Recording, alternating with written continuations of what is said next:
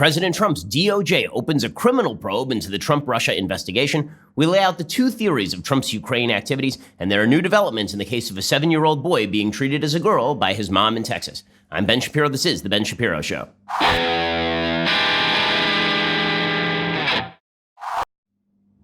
The Ben Shapiro Show is sponsored by ExpressVPN. Protect your online privacy today at expressvpn.com/Ben. Love myself some ExpressVPN.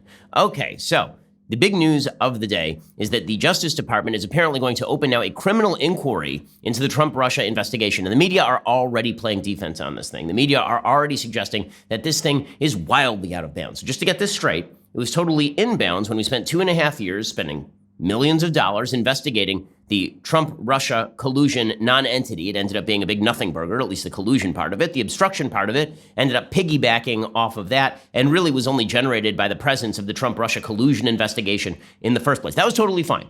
That was above board. That was good. It was good to have the DOJ investigating the President of the United States, which effectively is what the Trump-Russia Mueller investigation became. That was all good, wonderful, according to the press. But when the Trump administration looks into the origins of the Trump-Russia collusion investigation, which may or may not have been badly founded, well, then it's a terrible thing, a very, very bad thing. It's something that William Barr clearly should not do. It's just William Barr, the Attorney General, being a political hack. There are no legitimate questions to be asked. So we'll get to what exactly William Barr is investigating here and whether it is illegitimate. But first, if you're noticing there may be a lot of chaos out there, then you might be thinking to yourself, how can I invest that the chaos doesn't actually eat my savings? The fact is, when there's a lot of chaos in the world, whether you're talking about chaos in the Middle East or whether you're talking about chaos domestically at home, people tend to want to put their money in a safe haven. And that safe haven traditionally has been gold. Gold right now is sitting at its 5-year high, which is not a particular shock given the amount of chaos in the universe at large right now. I've been telling you for years that if you're not protecting your investments and your family with gold the way that I have, you're missing the boat. You should at least diversify. I'm not talking about taking all your money and then cash it into gold and then take it and store it in your mattress. I'm talking about taking some of your money and diversifying into an asset that is not going to depreciate at the behest of the federal government. Inflation, national debt, global instability, all of this can really have an impact on your savings. It can really have an impact on your investments. It's one of the reasons, again, why you should diversify. Well, how can you do this? Well, you can first check out my friends at Birch Gold. They'll go to work, make things super simple for you. They'll have a conversation with you, and you can determine if precious metals make sense for you. Ask all your questions, get all the information, make an informed decision. If you haven't yet taken the first step of requesting a free information kit on gold, you should know it's not really a complicated process. There's no obligation. You have nothing to lose by taking that first step. Birch Gold Group has thousands of satisfied customers, countless 5-star reviews, and an A+ rating with Better Business Bureau. Again, you should have at least a little bit of precious metal in your investment portfolio. Text Ben to 474747 today to see how simple and straightforward the move can be for you. Again, that is Ben to 474747. Text Ben to 474747. Okay, so the New York Times is obviously very hot and bothered about the prospect of William Barr looking into the Trump-Russia collusion investigation.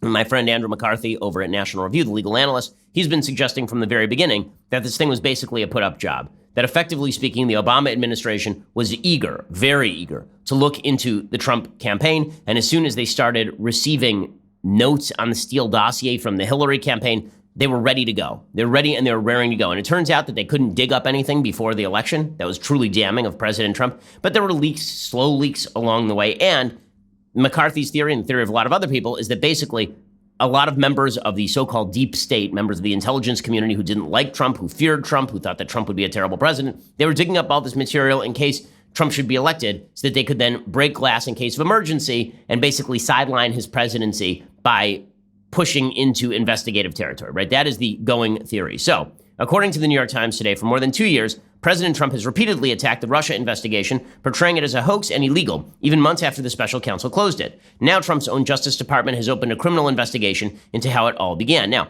there was already an investigator, an inspector general, Michael Horowitz, who is going to release a report, a public report. He said today it'll be a public report. There will be no private version or classified version and public version. There will just be one version, and it will be a report into how all of this started. Now, my theory has been that this thing was started not under false pretenses, but under authentic concern over the activities of people like Carter Page and George Papadopoulos, and that it quickly morphed into something that went beyond its original mandate. It quickly morphed thanks to people who are all fired gung-ho to go get Trump into let's look into every one of Trump's associates and all of his business connections. Let's suggest that President Trump is in fact a plant of Vladimir Putin and all the rest of this. But what does it mean that this is now shifted into a criminal investigation? Well, it means that the Justice Department now has additional legal tools at its disposal. According to the New York Times, Justice Department officials have shifted an administrative review of the Russia investigation closely overseen by William Barr to a criminal inquiry, according to two people familiar with the matter. The move gives the prosecutor running it, John Durham, the power to subpoena for witness testimony and documents, to convene a grand jury, and to file criminal charges. Now, here's where the New York Times starts playing defense for the Democrats. Normally, that would be the story, right? They've opened the criminal investigation. The New York Times, however, does what they are so fond of doing. People say. Right? This is serious journalism now. Right? They're not going to say, we, the editorial board at the New York Times, really object to this. Instead, what they do is they kind of slide into the DMs. They just slide into the reporting other people's opinions. The opening of a criminal investigation is likely to raise alarms that Mr. Trump is using the Justice Department to go after his perceived enemies. Okay, that's called editorializing right there. Likely to raise alarm is likely. Whenever they use passive voice like that, they're not saying who is going to raise the alarms, Democrats. They're not saying who is going to be seriously concerned that Trump is militarizing the Justice Department, the New York Times. They just say it's likely to be perceived that way by, people. Who? People. Just people. Say, Mr. Trump fired James Comey, the FBI director, under whose watch agents opened the Russia inquiry, and has long assailed other top former law enforcement and intelligence officials as partisans who sought to block his election. Mr. Trump has made clear he sees the typically independent Justice Department as a tool to be wielded against his political enemies. This isn't a news article, guys. Right? This isn't a news article. Trump has made clear he sees the DOJ as his personal tool. Okay, yeah, and Eric Holder called himself Barack Obama's wingman. So, it turns out that presidents have long sort of seen the DOJ as a way of pursuing their own agendas. That doesn't mean it's good when Trump does it. It just means that to pretend that this is unique to Trump is to ignore American history. According to the New York Times, that view factors into the impeachment investigation against him, as does his long obsession with the origins of the Russia inquiry. House Democrats are examining in part whether his pressure on Ukraine to open investigations into theories about the 2016 election constituted an abuse of power. The move also creates an unusual situation in which the DOJ is conducting a criminal investigation into itself. And then they say, well, the real reason that Barr is doing this is so that he can use Durham as a front. Like, this is the entire article is just speculation about how corrupt Barr is. Right? They're not waiting for the report to come out. And at no point did they ever suggest that the emptiness of the final Trump-Russia collusion report from Robert Mueller invalidated the investigation to begin with. Right? The investigation was valid, according to the New York Times. It was just that it didn't come up with the answer that they wanted. But here they're trying to invalidate the entire investigation before they even know what the results are, which is, frankly, kind of Trumpian in its approach to the investigation.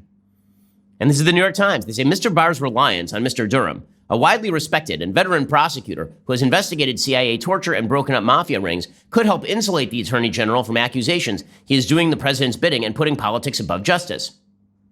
It was not clear what potential crime Durham is investigating, nor when the criminal investigation was prompted. Okay, so you don't know anything about the investigation. You just know there is one. So the New York Times immediately calls it corrupt. And then they get into more of likelies, right? Their perspective. People who are likely to see things a certain way.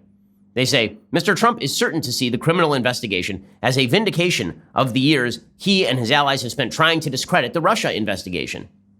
In May, Trump told Fox News host Sean Hannity that the FBI officials who opened the case had committed treason.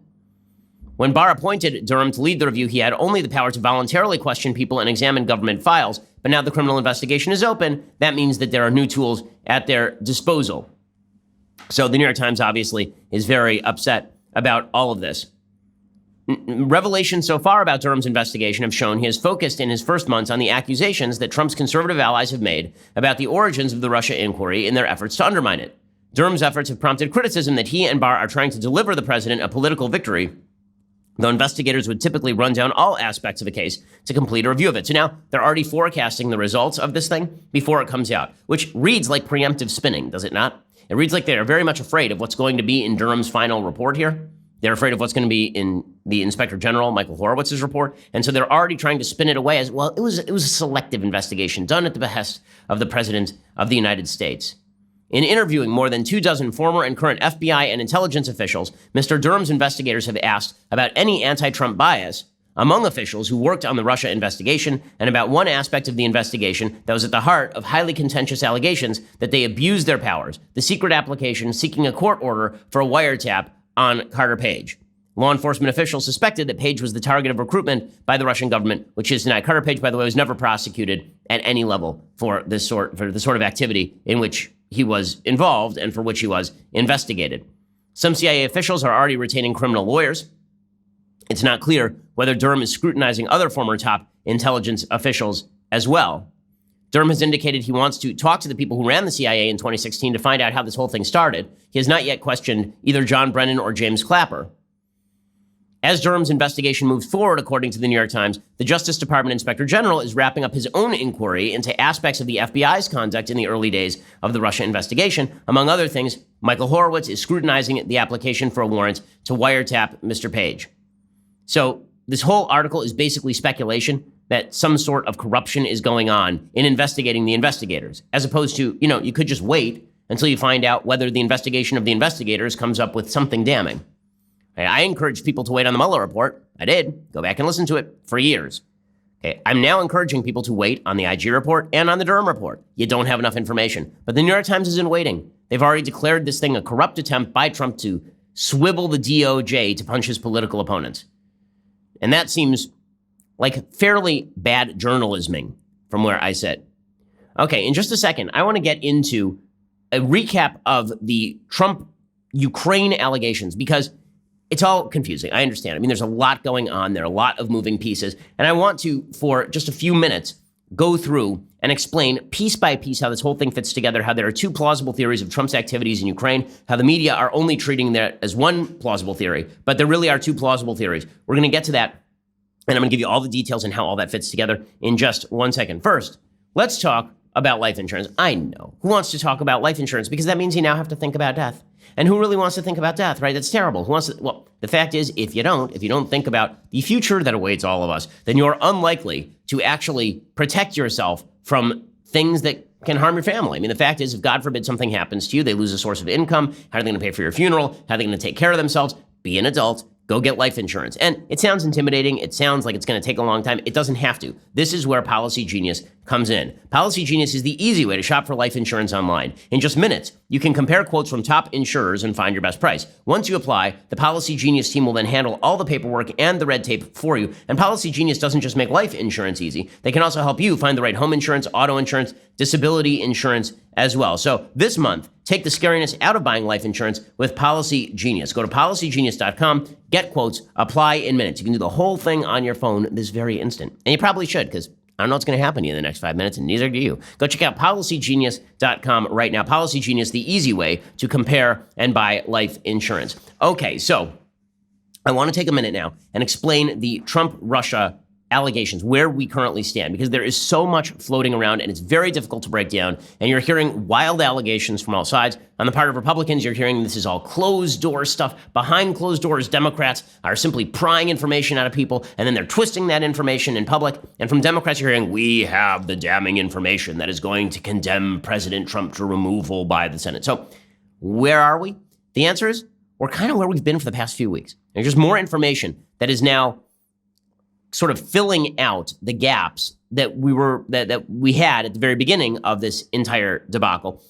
But the fact is that until, in the end, we hear from either Trump or Giuliani, nothing is going to change here. Why? Because there are right now two plausible theories of what Trump was doing in Ukraine and what Trump was withholding military aid in order to do in Ukraine. And those two plausible theories, it's basically choose your own adventure time. Well, when it comes to Ukraine, this is choose your own adventure time. And you get to pick which of these two theories you think is more plausible. So let's spell this out. So according to the media, Bill Taylor, right, this was the big thing this week. It was Bill Taylor, the acting chargé d'affaires of the U.S. Embassy in Ukraine, the highest ranking foreign official in Ukraine, delivered the coup de grace to the Trump presidency, right? This is according to the media. This was the end of the Trump presidency. He has no defense. And you're seeing this repeated in the New York Times. You're seeing this repeated in Politico. Why? Well, because Taylor testified before members of the House committees leading the Democrats' impeachment inquiry behind closed doors. But his opening statement was revealed to the public. Well, that in and of itself has driven Republicans up a wall. They're like, okay, well, he gave his opening statement, but then he didn't reveal anything he actually testified. So these sorts of selective leaks, this is why we are complaining about the behind closed doors stuff. And as we'll see, the media are very angry at Republicans for complaining about this. How could they possibly complain? We'll get to that in a bit. Okay, so Taylor's theory of Trump's behavior was pretty simple.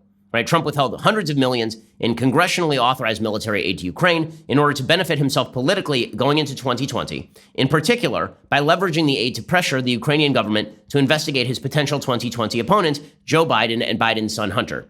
Right? All the other corruption stuff, that was kind of a smokescreen for him trying to impact the 2020 election by doing something politically beneficial for himself. Right?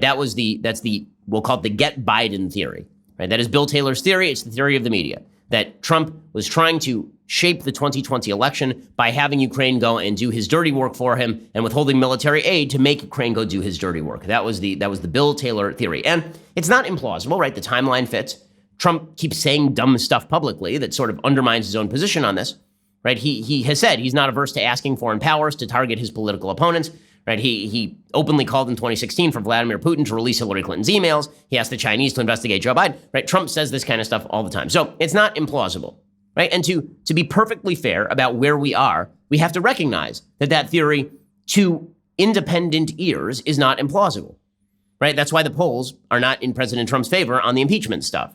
And I'm not going to lie to you and pretend that the American people are wildly angry about impeachment. No, a particular segment of the American people are wildly angry about impeachment. A particular segment of the American people are extraordinarily excited about impeachment. And then there are the people in the middle who are trying to figure out what actually happened here and are sort of wavering on the fence. Okay, so that's theory number one, is the get Biden theory. Then there is another plausible theory. This one we'll call the miasma of corruption theory. Okay, it's still not great for Trump. But it's not great for Trump in a non-impeachable way. So the Get Biden theory's story is a story of a scheming president who is seeking re-election by twisting American foreign policy to his political benefit, right? That's the story. Trump is the guy who's sitting there and he's trying to skew foreign policy so that he'll get reelected, and he's trying to withhold American military aid so that he'll get reelected. The miasma of corruption theory characterizes Trump differently. It's the story of a president who's being petty and vindictive and obsessive about the 2016 election, not about 2020, about 2016, and following breadcrumbs left for him by his personal attorney, Rudy Giuliani. It's the story of a president who doesn't actually trust his foreign policy establishment because he believes that they are there to undermine him, and a president who believes conspiracy theories and refuses to let them go even when the evidence doesn't really match up. So which of those two sounds more like Trump? The guy who is like a laser focused on 2020 and ready to skew things so that he can win 2020, or the guy who is obsessed about 2016, talking about his crowd sizes, doesn't trust his own people, and so he brings in Rudy Giuliani and creates irregular channels and then buys whatever information confirms whatever pre-existing bias he already had. So in this story, this is a story of a quid pro quo, not to help Trump in 2020, but a quid pro quo to target this miasma of Trump-perceived corruption that the president believes led to the Russian collusion narrative that damaged his legitimacy. Right? So he has been obsessed since 2016 with the idea that Democrats are undermining his victory by saying that Russia interfered in the election. He's saying, no, Ukraine interfered in the election. The American people have a right to know, just the way you say they have a right to know if Russia interfered. We have a right to know if Ukraine interfered. And as part of all of that, if Ukraine interfered, maybe one of the ways that they interfered is by not going forward with an investigation of Democrats in the middle of the 2016 election, including Joe Biden. Right? So if the second theory is true, then Trump was acting wrongly and stubbornly and foolishly and on bad information, but he didn't commit an impeachable offense because the stuff he was trying to target in his own mind was in America's interest. It was not just in Trump's interest. So in story number one, again, this comes down to your judgment of Trump's character, which is why it's a Rorschach test. In story number one, Trump is this strategic thinker who initiated the Ukraine scandal, deployed Rudy Giuliani to go after Joe Biden, militarized our aid to Ukraine to help Giuliani, left the Ukrainians high and dry in the face of Russian aggression because he likes Putin. In story number two, Trump was led astray by Giuliani and his own rich sense of grievance, but it was much more about 2016 than it was about looking forward to 2020. So which of these theories is more plausible? Well, let's go to the evidence. Okay, so let's start with Rudy Giuliani. And we'll look at the timeline a little bit here. So this all begins with Rudy Giuliani, Trump's personal attorney, right? This whole story begins with Giuliani. So in June 2017, well, it really starts with Biden and Biden's whole deal with his son and his son working for Burisma, and then Biden withholding Ukrainian loan guarantees and until they fired a prosecutor who allegedly was going to look into Hunter Biden. Okay, so that allegation was floating out there, and it was floating out there thanks to the New York Times, by the way, which reported on it. And then there were allegations in 2017 that Hillary Clinton was coordinating with the Ukrainian embassy in order to find dirt on Donald Trump, right? That was reported by Politico, that the DNC actually had sent an operative to the Ukrainian embassy to gather all this data. That's the backdrop. Okay, then we get to Giuliani. So in June 2017, Rudy Giuliani visits Ukraine, and he meets with the president at the time, a guy named Petro Poroshenko, and a prosecutor named Yuri Lutsenko. In August 2018, Giuliani is hired by a company run by Lev Parnas, who's a Ukrainian businessman, and Giuliani clearly begins to funnel information provided by Parnas, as well as Parnas' partner, Igor Fruman, to Trump. In late 2018, Parnas and Fruman fix up Giuliani with a former Ukrainian prosecutor named Viktor Shokin, as well as Lutsenko. Right? According to Lutsenko, Giuliani pushed him to open investigations into the Bidens and Burisma. According to the New York Times, Giuliani met with Lutsenko multiple times in January 2019, allegedly asking Lutsenko about Burisma, the Bidens, and Marie Yovanovitch, the American ambassador to Ukraine. And Giuliani told Trump about these conversations. In March 2019, Lutsenko opens 2 investigations, one into Burisma and one into the Bidens. And according to the Times, Lutsenko accuses Yovanovitch of corruption as well. And Trump starts tweeting about all of this stuff. So at this point, certainly it is plausible that Rudy Giuliani is out there to, quote unquote, get Joe Biden, to get Burisma. It's also plausible that, as Rudy Giuliani himself later says, he's actually out there to defend his guy from the Trump-Russia stuff by targeting Ukraine, right? Which ties back into 2016, not forward into 2020. By April, Trump is telling Sean Hannity that Attorney General William Barr might consider allegations about Ukrainian interference in the 2016 election, which, by the way, he actually is doing, right? I mean, that stuff is being investigated right now. By April 29th, Yovanovitch was being recalled. The Wall Street Journal later says that Giuliani was actually telling Trump that Yovanovitch, the ambassador, was, quote, obstructing efforts to persuade Kiev to investigate former Vice President Joe Biden. Okay, fast forward to May of this year. The New York Times reports that Giuliani was set to visit Ukraine. They said Mr. Giuliani's planned trip, which has not been previously reported, is part of a months-long effort by the former New York mayor and a small group of Trump allies working to build interest in the Ukrainian inquiries. Their motivation is to try to discredit the special counsel's investigation, undermine the case against Paul Manafort, Mr. Trump's imprisoned former campaign chairman, and to potentially damage Mr. Biden, the early frontrunner for the 2020 Democratic presidential nomination. So Giuliani then does an interview with Fox News in which he talks about his theory that Ukraine worked with the Clinton campaign in 2016 and discussed the Bidens. Days later, Trump says to Politico it would be appropriate to ask Attorney General William Barr to open an investigation into the Bidens. Trump says, I've not spoken to him about it. Would I speak to him about it? I haven't thought of that. All of this is the backdrop to Trump's decision to pressure Ukraine. So, was Giuliani telling Trump he had a way of, quote unquote, getting Biden? Or is he telling Trump that bad actors in Ukraine had covered up Ukrainian election interference in 2016 and Biden-related corruption? Here's what, so Giuliani had sort of tweeted out about this in June of 2019. Giuliani is again, the key figure when it comes down to it. Right, so Giuliani had tweeted out about all of this in 2019, in June of 2019. He tweeted out that the president was that there had to be some sort of investigation into Ukraine and 2016 and the Bidens, right? It's all one big ball of corruption. It's one big ball of corruption. That language was then parroted by Trump. So again, was Giuliani coordinating with Trump to get Biden, or was Biden merely part of this broader ball of corruption that Giuliani was supposedly attempting to fight, including fighting the Trump-Russia collusion narrative by looking into a Ukraine-Hillary collusion narrative? We're not going to know this until Giuliani testifies. Either way, Trump decides to withdraw the military aid from Ukraine, contingent on Ukrainian public commitments to fight corruption, which now, in Trump's mind, include both 2016 election interference as well as the Bidens. Even today, Giuliani continually insists that his Ukrainian efforts were not an attempt to go after the Bidens, really. They were aimed at defending his client, Trump, presumably from charges of Trump-Russia collusion in 2016, and not aimed at targeting Biden specifically. He tweeted out yesterday that his job is to defend Trump from all charges, right? That was his goal here, which is, again, retrospective about 2016, not really looking prospectively toward 2020.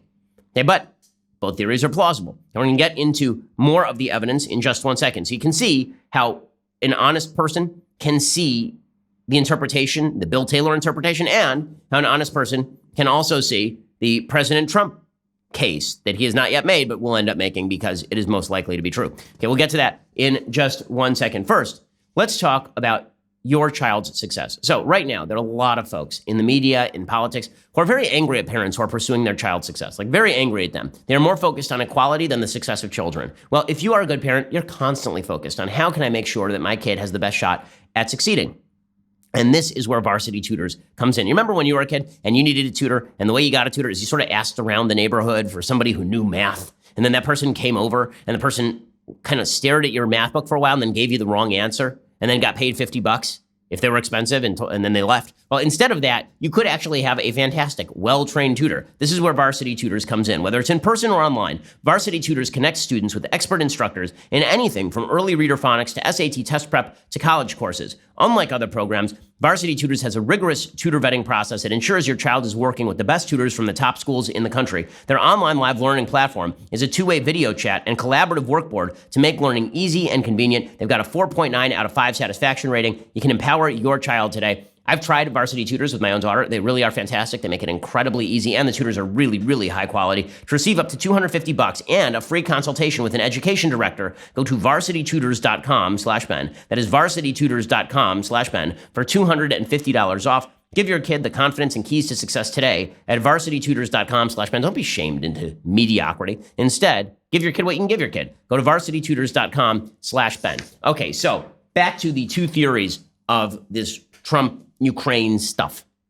Okay, so the next piece of the puzzle. So we have Giuliani's activities, right? We now know that Rudy Giuliani was wandering around Ukraine, funneling information to Trump via corrupt Ukrainian business people and prosecutors who were saying that Ukrainian corruption involved willful overlooking of Joe Biden and Hunter Biden and Burisma. Okay, now we get to the phone call. Right, this is the famous transcript of the phone call. So according to that transcript, to that July 25th phone call that initiated this whole mess between Trump and Ukrainian President Vladimir Zelensky, Trump asked Zelensky for a favor because, quote, "Our country has been through a lot and Ukraine knows a lot about it. I would like you to find out what happened with this whole situation with Ukraine. They say CrowdStrike. I guess you have one of your wealthy people. The server, they say Ukraine has it. They say a lot of it started with Ukraine. Whatever you can do, it's very important you do it if that's possible." So here, what the hell is Trump talking about?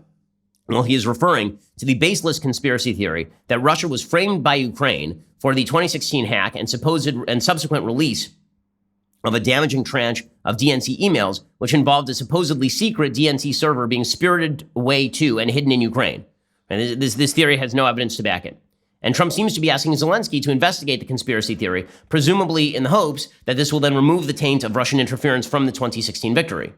Zelensky then responds by mentioning Giuliani, because this is the source of the information, and Trump jumps on the mention, saying, quote, "Rudy very much knows what's happening, and he is a very capable guy. If you could speak to him, that would be great."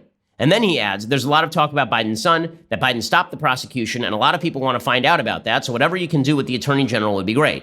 So, is this call evidence of Trump seeking a quid pro quo to quote-unquote get Biden, or a pressure campaign to fight Trump's Giuliani-fueled idea of corruption, including but not exclusively focused on Biden, in Ukraine?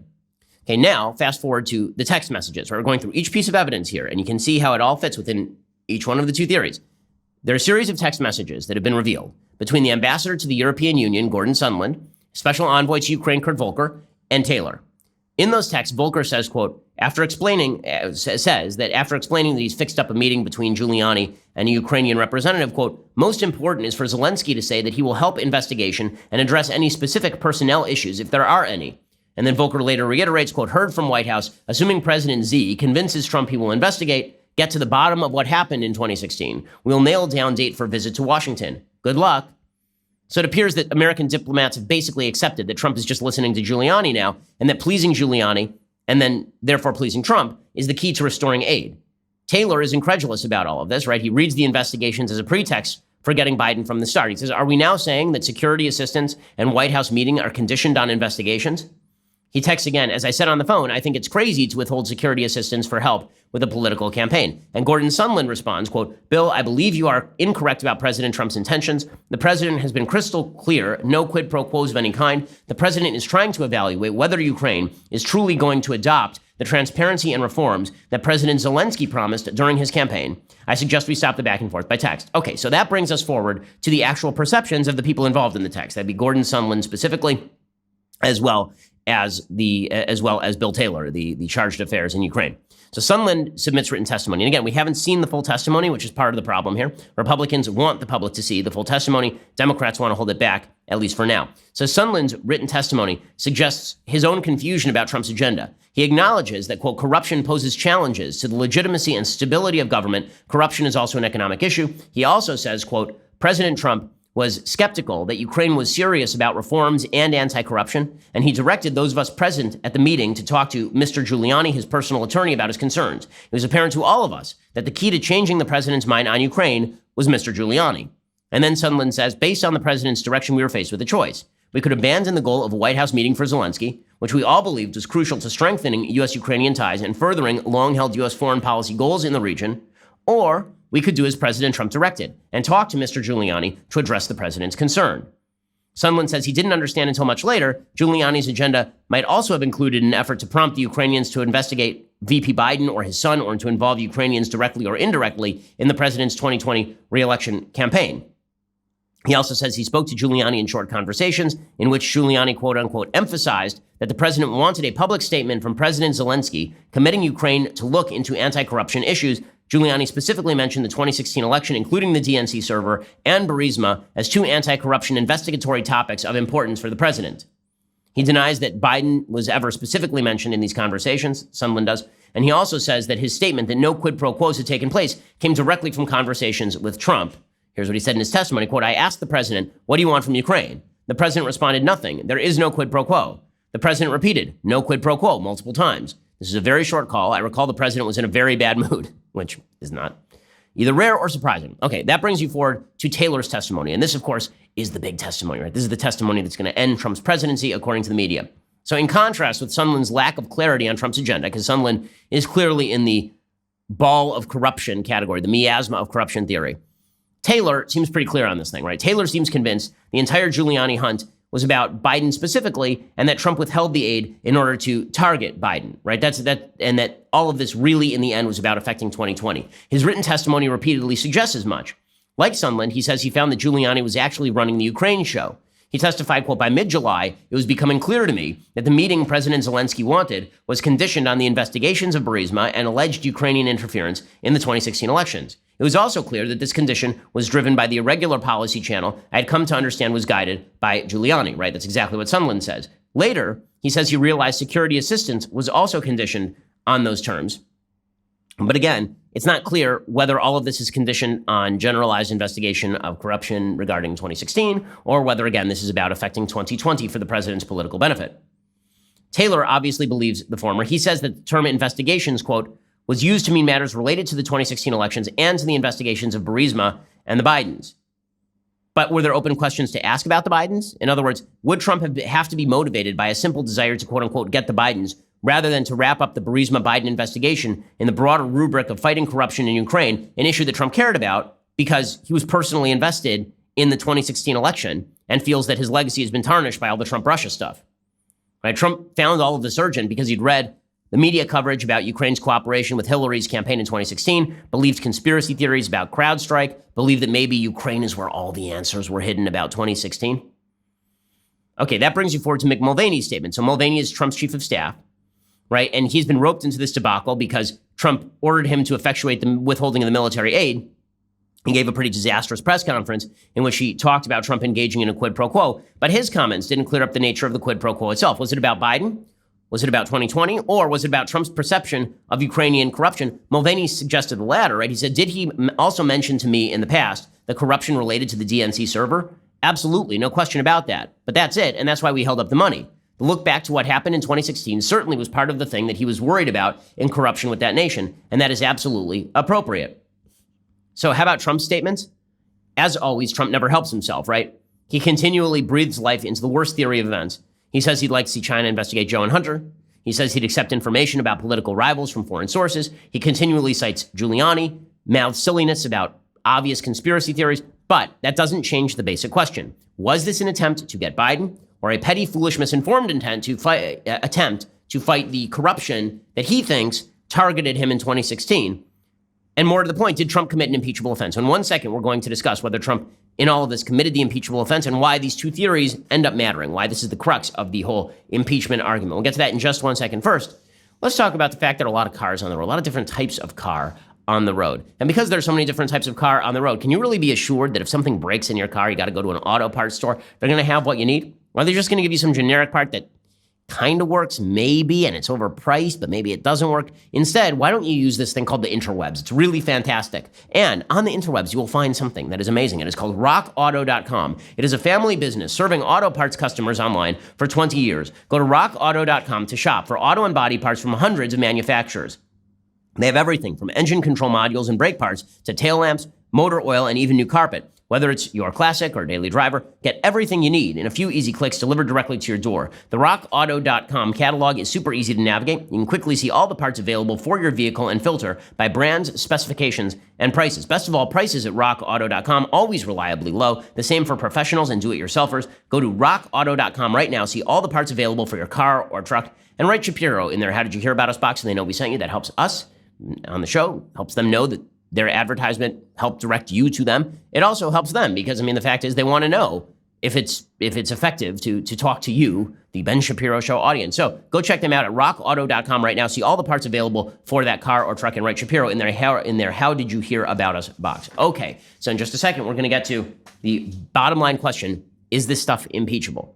But first, you have to subscribe. Go over to dailywire.com, $9.99 a month, $99 a year. You know the whole spiel. Plus, we now have our long-awaited magical app. It is here. It is fantastic. It is a beautiful app. If you are a subscriber, you can now access all of our content, including articles, shows, and more, directly from the app. All access subscribers get our new exclusive discussion features where they can interact directly with hosts, writers, special guests. The app is available on Apple and Android, so download it today. Become a subscriber. Come join the fun. It's a party on over here. Come on, join us. dailywire.com. We are the largest, fastest-growing conservative podcast and radio show in the nation.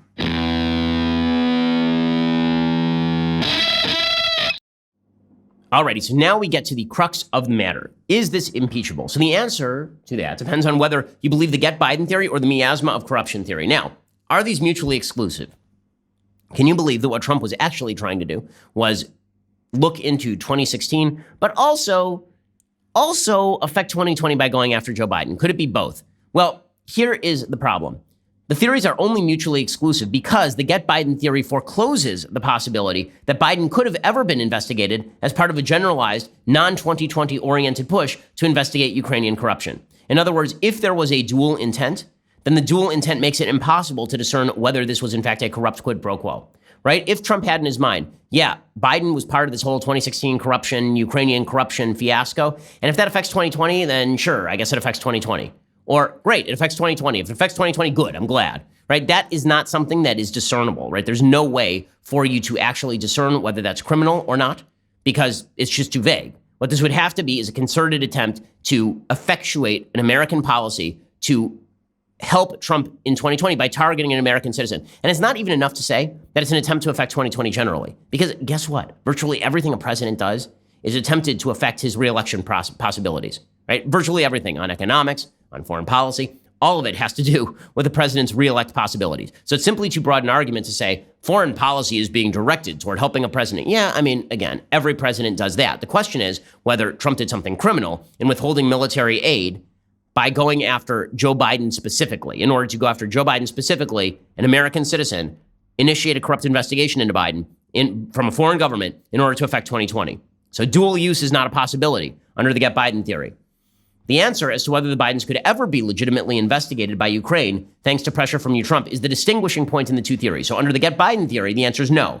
Even as part of a broader Ukrainian anti-corruption push, any mention of Biden turns that push into a corrupt effort to use American taxpayer dollars to attack a political rival and skew 2020. Under the miasma of corruption theory, investigating the Bidens doesn't automatically mean that Trump was aiming at 2020 electioneering purely. Rather, he was obsessed about 2016 and wanted everything he'd ever heard from Rudy Giuliani investigated on that score.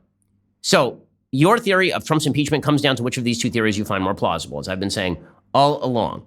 Now, here's the big problem. There are only two people, really, who are going to be able to answer this question, right? Trump himself could answer the question, but is unlikely to. Rudy Giuliani could answer the question, and this is the thing that should scare Trump.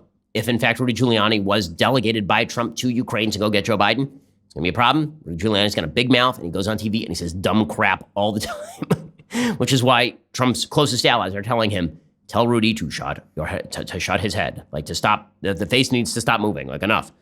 Okay, so it's really down to Trump and Giuliani, which I've been saying for weeks, right? For weeks, I've been saying until Rudy Giuliani testifies, all of this other stuff is just third-party perception of firsthand knowledge, right? Bill Taylor's perception of events is not the same thing as Rudy Giuliani being ordered by Trump to do X. Because Bill Taylor's perception is closer to the events than mine, but in effect, he's still hearing stuff secondhand. And the same thing is true with Gordon Sondland, right? Because Gordon Sondland and apparently Taylor totally construe this differently. One way, we're going to know the truth one way or the other. But now at least you understand the theories. Now at least you see how all of this plays out. Okay, now I want to get to the latest on this Texas case. So, as you know, there's been this case, we've all been following it, in which there's a 7-year-old named James Younger, and there's a ruling that came down from a court that originally was going to grant sole custody to this kid's mother, Dr. Ann Georgalis. Georgalis, according to the father, has been since the age of 3 indoctrinating this kid to believe that he's a girl, has been telling him that he is a girl. In fact, there is tape of this kid being asked when he's 3 years old why he thinks he is a girl. It's disturbing. Here's what it sounds like. You're a boy, right? No, I'm a girl. Who told you you were a girl? Mommy. When did she tell you you were a girl? 'Cause I love girls. Oh, I see. So mommy told you you were a girl? Uh-huh. So mommy puts you in a dress and puts nail polish on you? Mm-hmm. And what does mommy tell you? She tells me I'm a girl. Oh, okay. Do you think you're a girl? Uh-huh. You do? Is that why you wear this, so that you can have long hair? Mm-hmm. Okay, so mommy tells me I'm a girl. Okay, that's pretty disturbing stuff. Mommy should not be telling a boy that he is a girl. That is child abuse. It is. I'm sorry. It is telling a 3-year-old boy that he is a girl, not even humoring him, telling him that, yes, indeed, you are correct, you are a girl. That's child abuse. It's your job as a parent to parent your child, not to humor his fantasies about life. Yeah, well, here's the latest development in this case. According to the Daily Wire, Amanda Prestigiacomo reporting, on Thursday, Judge Kim Cooks ruled Texas father Jeffrey Younger has a say in his 7-year-old son's gender transition, which is being facilitated by the boy's mother and Younger's ex-wife, Dr. Ann Georgalis. Younger's attempting to halt the boy's transition. Cooks of the 255th District ruled that the parents will have joint conservatorship over James, which includes making joint medical decisions for the child.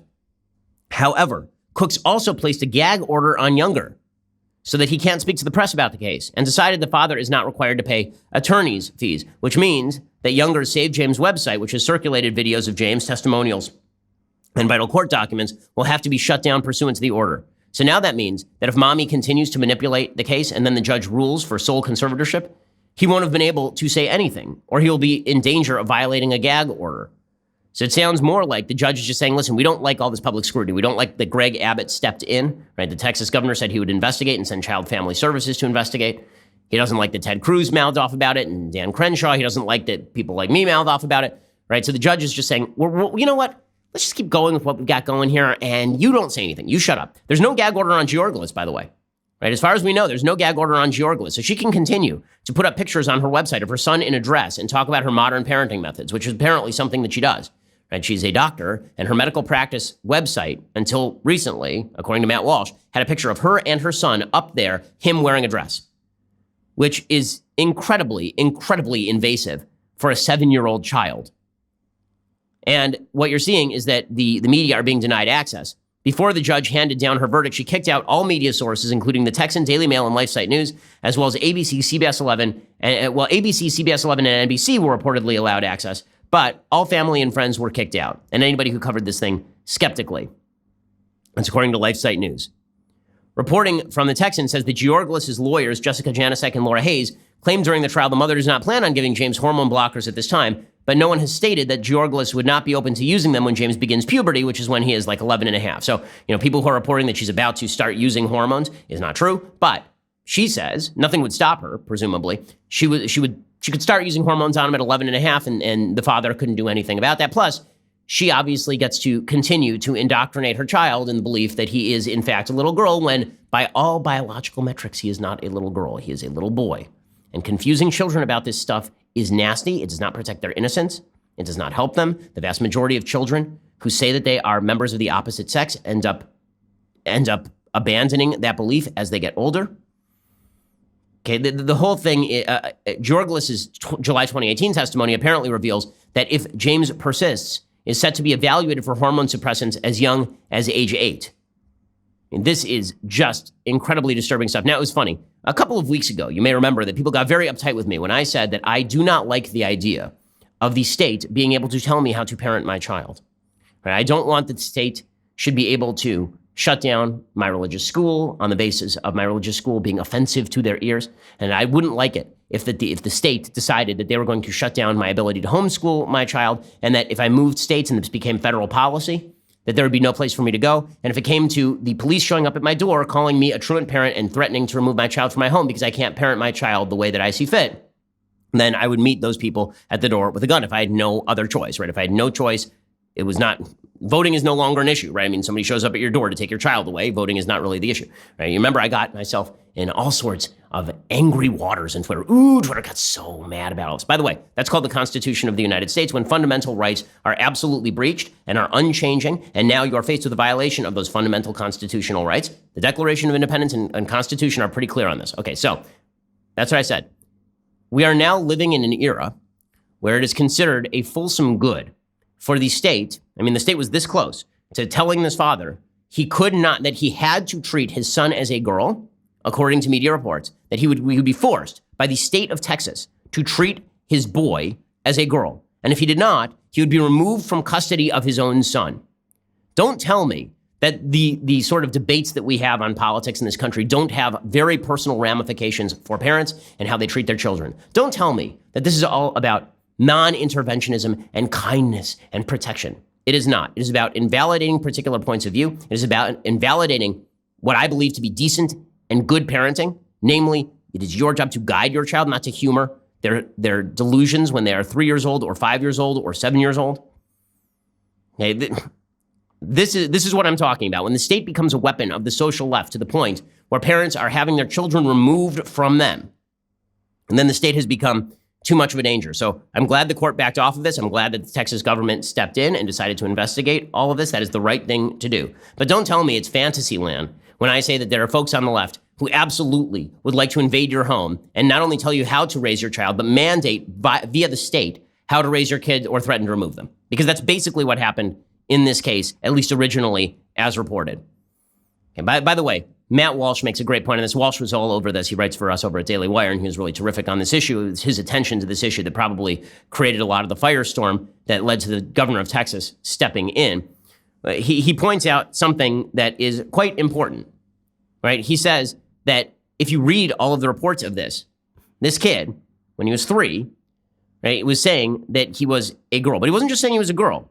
He was saying, actually, that his first name was Starfire.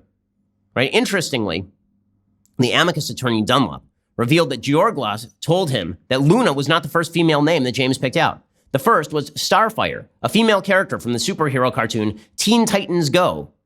Georglas, however, encouraged him to pick a different name. Walsh says, well, this shows what realm James was living in when he allegedly claimed he was a girl. He was in the same realm of every normal child inhabiting from infancy until adolescence, the realm of fantasy. He wasn't identifying as a girl. He was identifying as a cartoon girl. There's no substantive difference between this self-identity and the self-identity of my own 3-year-old boy, who regularly claims to be a dinosaur, a bear hunter, a shark, or sometimes all 4. He said kids at that age have no understanding of reality in theory or practice. This is me now. That's why they have parents, right, to guide them through that stage of development, not to humor their fantasies.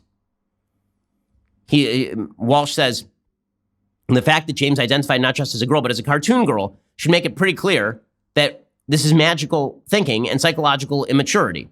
He also says, reflect on the fact that James's mom didn't let him go by Starfire. This is an amazing point, right? The fact is that James's mom was like, you know what? Starfire is too much. We can't do Starfire. Instead, we're going to call you Luna. So just to be straight about this, a 3-year-old kid can decide that he is a girl, but can't decide his name is Starfire. It would be crazy to let him go through life thinking that he's a person named Starfire. That would be totally wild. But letting him go through life and encouraging him to go through life believing that he's a member of the opposite sex, not only is that legitimate, that's solid parenting, according to the members of the social left.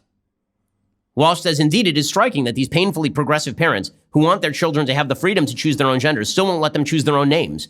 There's a reason why trans kids always have names like Luna or Jazz or Sky or Parker or something similarly ambiguous and trendy. Do we think 3- and 4-year-olds are hopping onto Google to find out which unisex monikers are in fashion at the moment? No, if you left it to a young child to decide for himself, he'll inevitably gravitate towards something like Starfire or Ninja or Pirate Poop Butt. All of these options would be better than Luda, but they still wouldn't look great on a resume. But you never end up with a trans daughter named Pirate Poop Butter Starfire, because even Anne Georglis knows her son is too young to be entrusted with choosing his own name, and that eventually he'll grow up and won't be as fond of the name he liked when he was a child. What sort of idiot parent would allow her young son to make that kind of decision, knowing how immature he is and how certain it is that he will grow out of this phase? We don't let our kids choose their names for the same reason we don't let them get tattoos. Correct. Okay, but it's not alarmism to say that the social left would love to parent your children, and take your children away from you and tell you that you're not allowed to determine how you want to parent your child, and they will militarize the power of the state if they can in order to accomplish this. That is not alarmism. That is a thing that is happening on rare occasions in the United States. But over time, this will become increasingly volatile. It'll be increasingly bad. This is going to become mainstream policy within 10 years in the Democratic Party. This is not, it's fringe right now. It ain't going to be fringe for long. Not the way the media are treating this issue, not the way Hollywood treats this issue, and certainly not the way that Democrats are treating this issue, already going along with basically, Democrats are 5 seconds away from declaring it child abuse for you to say to a 3-year-old child who says that he is a girl and he's a boy, that he is a boy.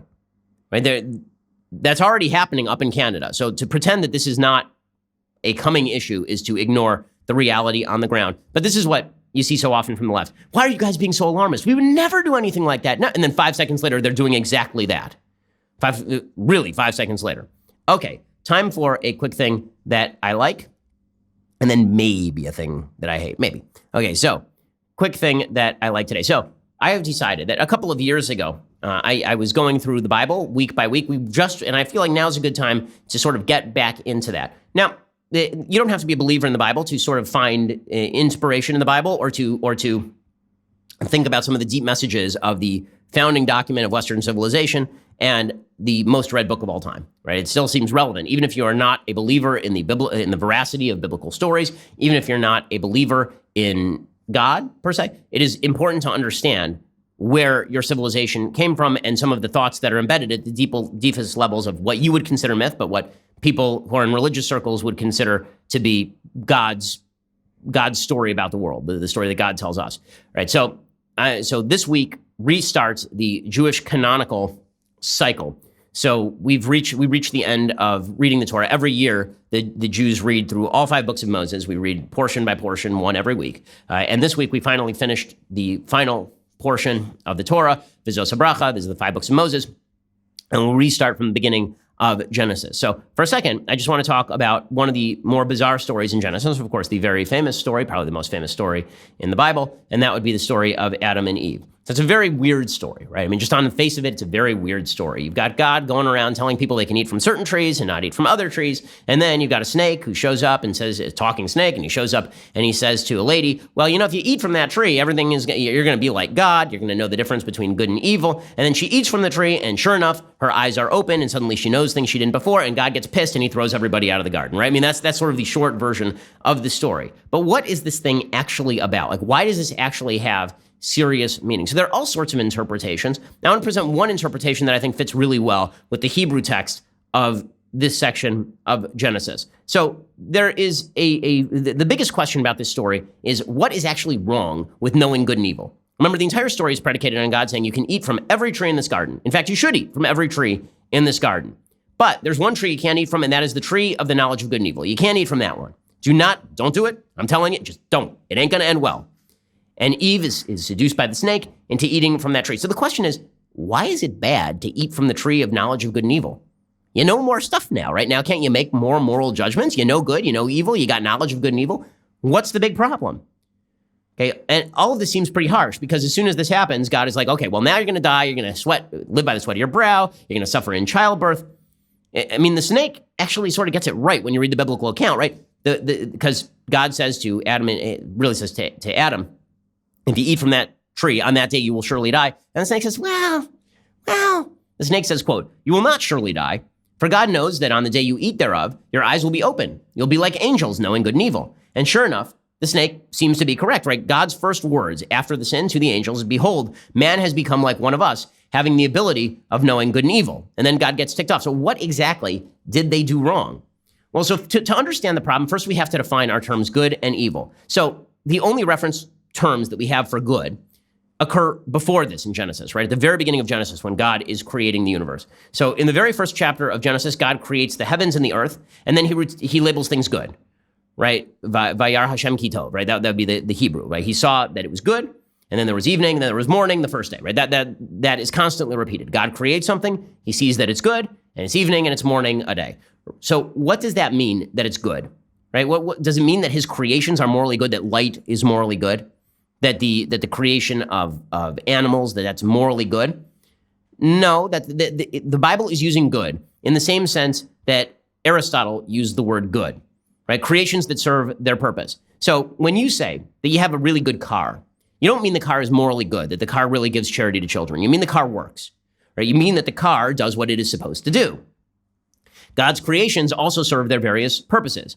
So in Aristotelian language, human beings are created with the same thing, right? We are created with a telos. We are created with a purpose in mind. Objects are created with a purpose. A good hammer hammers things. A good human reasons, according to Aristotle. What makes human beings good is whether they serve their purpose. In the Bible, that would be worship of God, mastery of his world, cultivation of the garden, right? Because people are actually given tasks in the garden. God tells them to cultivate the garden. God tells them to be fertile and multiply, right? But there are certain things they're supposed to do that fulfills their good. So the Bible itself establishes man purpose to quote unquote work and guard the garden. That's what it says. So good is not actually contrasted with evil in this definition. Good is just what a thing is supposed to do. So things that are good fulfill their purpose. Things that are bad, they're not really bad per se. They're just unfit for use, right? The contrast isn't between good and bad. It's between good and unfit for use. So the moral world from God's perspective is constructed in that fashion. That which is moral is that which we do that fulfills God's purpose. It's only when we begin to contrast good and evil and we eat from the tree of that knowledge that things start to get confused, because only God can know his own purposes. Basic tenet of religion, only God really knows what's going on. Only God can define that which is good in the God sense, right? In the Aristotelian sense too, that which is useful to God. But human beings, we have an unfortunate tendency to craft our own moral systems subjectively. And then we contrast that which is good with that which is evil. And we do so from the perspective of stuff that we think affects us well versus stuff that we think affect us poorly. But that's our view, not God, right? We think that pain is evil, unfairness is evil. Well, not necessarily, right? Those are things that occur in life according to God. Maybe those are evil, maybe they're unfit, and maybe they're not unfit, but they're not evil, right? They're good or they're bad, but they're not evil.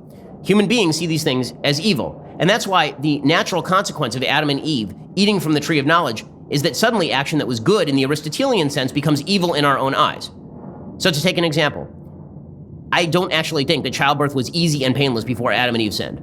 I don't think, that's not human biology. It was probably pretty painful before Adam and Eve sinned. But only now does Eve actually perceive childbirth as sorrow and pain, because now she sees stuff that's bad happening to her as a moral problem, right? As the theodicy problem.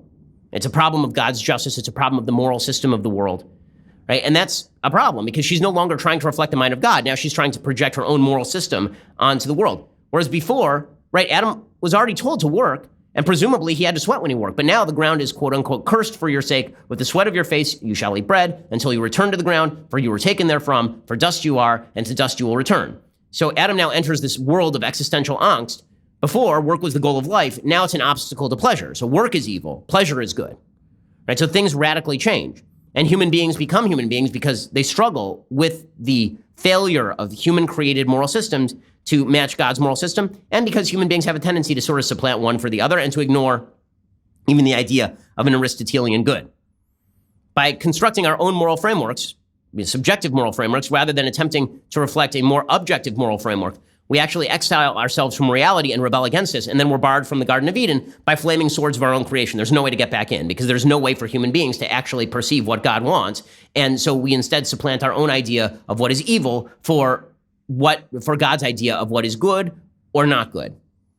Right? So what does it mean that we're going to die upon eating the tree of knowledge? Because we didn't die, right? Human beings didn't die even in the story itself. Adam, he lives, right? He lives for another several hundred years, according to the Bible.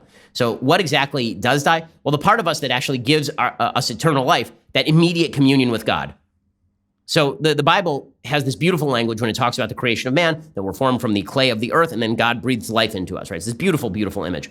When we die, according to religion and according to a lot of philosophers, the soul doesn't disappear so long as we use our earthbound bodies to work in God's service. We're not even separated from him while we're alive. But our bodies, once they become obstacles to our perception of God, well, then a part of us has died. Right? We're now trapped. We're now more animal than man, right? We are trapped in the same world as the animals, experiencing pleasure and pain, driven by the same instincts that Thomas Hobbes and David Hume talked about, as opposed to that attempt to reason, that attempt to rise above, that attempt to commune with a higher level of morality. Okay, so there is your read on the beginning of Genesis, and I hope that you enjoyed that. And I, frankly, it's my show, so I get to say what I want. So we'll do some more of that next week. Otherwise, if you don't like it, you can always tune out early from the show. But I think that it's important to understand the Bible. I think that it's important to understand what religious people think of the Bible, and that we are not all simpletons who simply go around thinking that snakes talk to people and say weird stuff, and then there are flaming swords and all that. Like there's actual meaning to these stories, which is why they're so deeply embedded in Western consciousness. Okay, unfortunately, we are out of time, but there are 2 additional hours of the Ben Shapiro Show coming up later. This is why you should subscribe. I'll do mailbagging it up then. So we'll see you then. I'm Ben Shapiro. This is the Ben Shapiro Show. The Ben Shapiro Show is produced by Robert Sterling, directed by Mike Joyner, executive producer Jeremy Boring, senior producer Jonathan Hay. Our supervising producer is Mathis Glover, and our technical producer is Austin Stevens. Assistant director Pavel Wydowski, edited by Adam Sayevitz. Audio is mixed by Mike Coromina. Hair and makeup is by Jesua Olvera. Production assistant Nick Sheehan. The Ben Shapiro Show is a Daily Wire production. Copyright Daily Wire 2019. On the Matt Walsh Show, we're not just discussing politics. We're talking culture, faith, family, all of the things that are really important to you. So come join the conversation.